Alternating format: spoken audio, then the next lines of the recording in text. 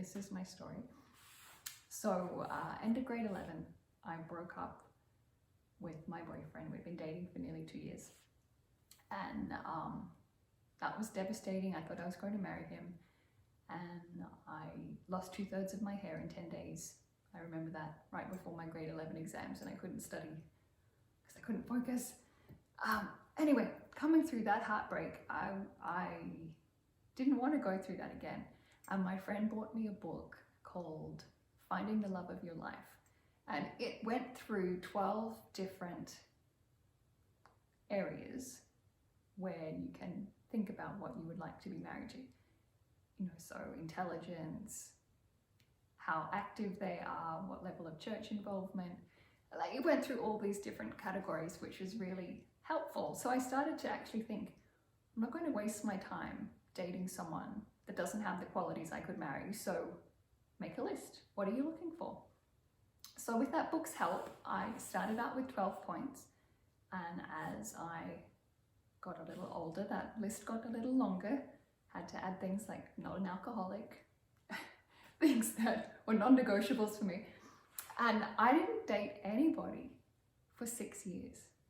And my parents didn't understand it. My mum was pushing me, go out with guys. And I'm like, no, you don't understand.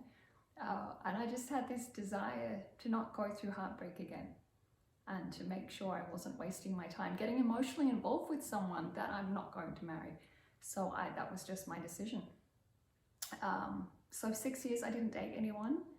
And then in that 6-year period, I really grew in God. I grew in my character. It was a refining process because I really thought I'd be married at 22.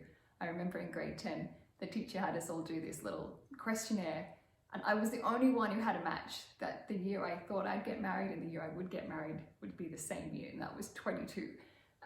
So I was like, yeah, I'm getting married at 22. A week before my 23rd birthday, it hit me.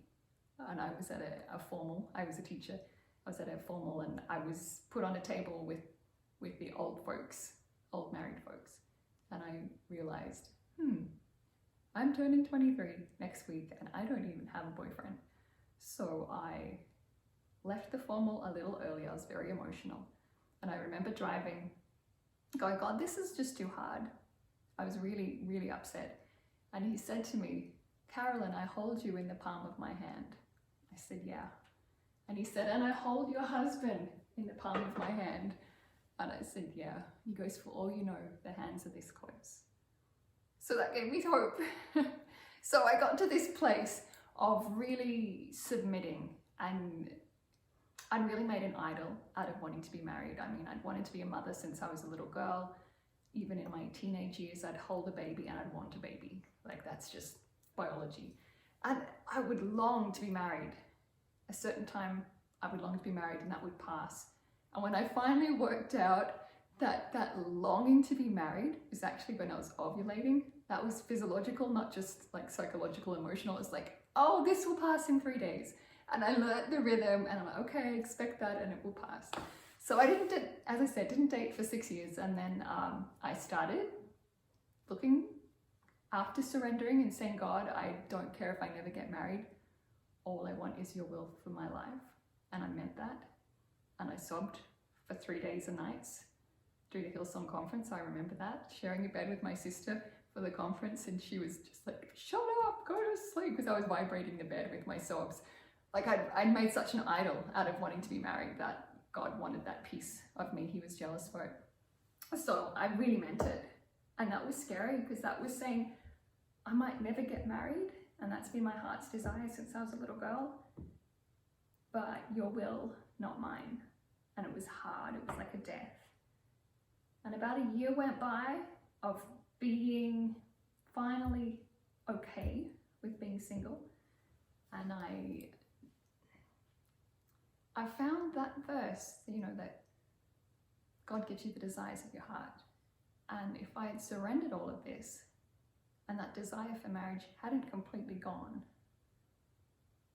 maybe it was his desire, that he gives me the desires of my heart, not just my desires from my heart, but he puts those desires in there. Does that make sense?